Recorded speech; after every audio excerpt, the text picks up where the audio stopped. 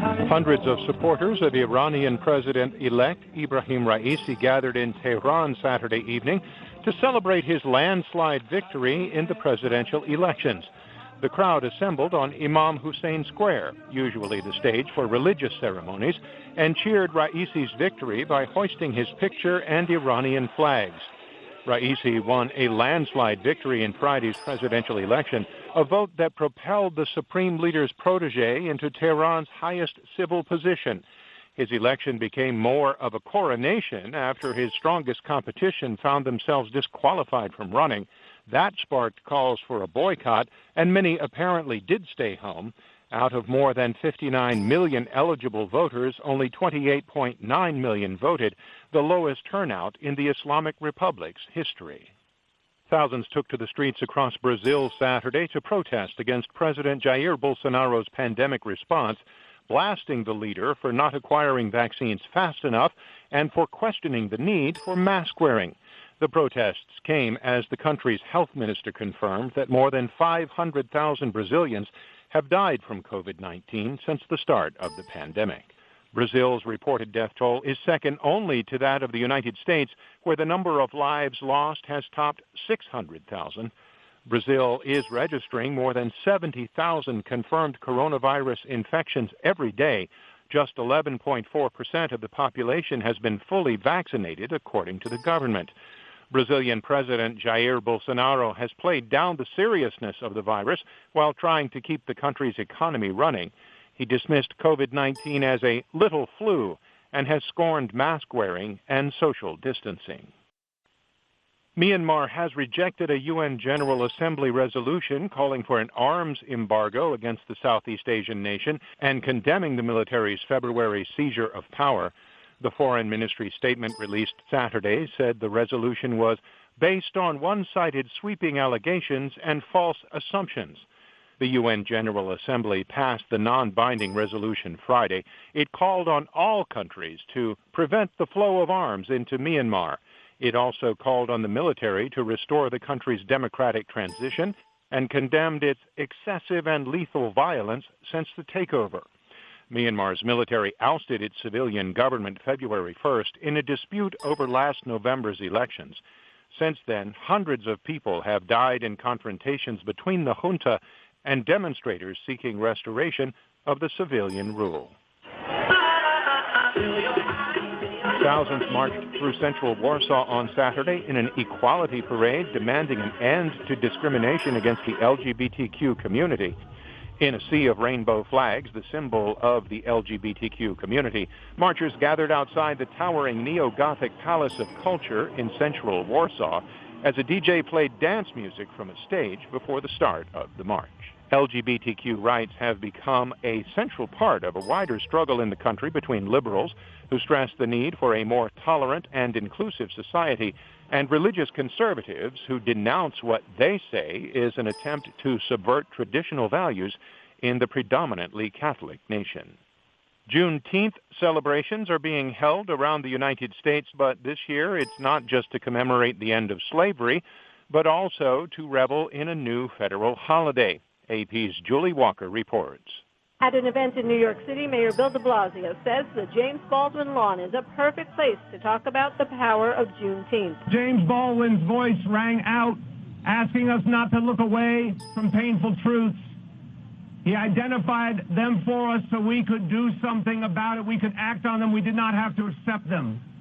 And in that spirit today, we talk about change. Juneteenth is not just a wistful memory. Senator Chuck Schumer says the stain of slavery remains. In many ways, slavery is still with us, and we have to fight it every day. I'm Julie Walker. Guinea's health ministry and the World Health Organization Saturday declared the end of an Ebola outbreak, which started in February, infecting 16 people and killing 12. The Ebola outbreak from 2014 to 2016 killed more than 11,000 people, mostly in Guinea, Sierra Leone, and Liberia.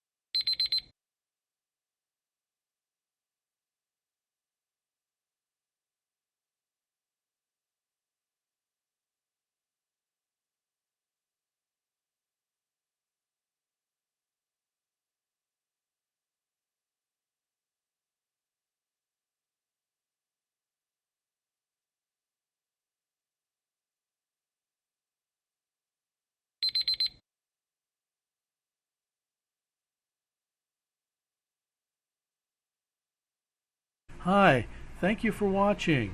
I hope the videos are useful for you. Please subscribe to my channel using the button below.